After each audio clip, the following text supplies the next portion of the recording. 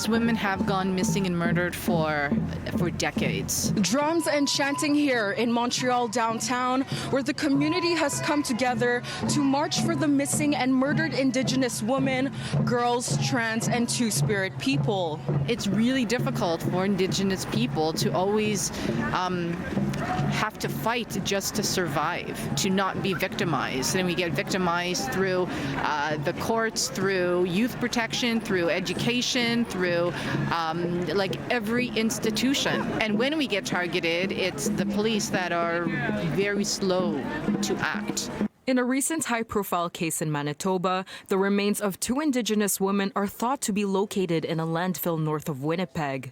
Right now, those women are potentially in a landfill, and we have to wait maybe until April for them to actually go through the landfill to find the moms. So it's sort of like a historical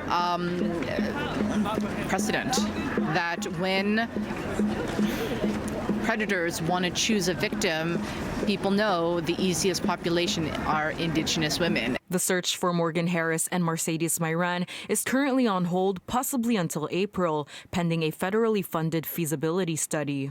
Implement the recommendations. You have the TRCs where you have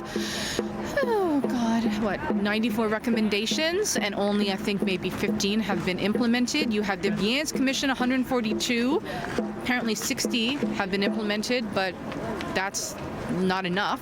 And now the 231 calls to justice. You add all those up, that's a lot of recommendations. Why do we have to wait for all these recommendations? As part of the Ishkwe project, the Native Women's Shelter of Montreal organized the march to pressure politicians in carrying out the changes needed to end the ongoing issue of missing and murdered Indigenous women in Canada. No more stolen sisters!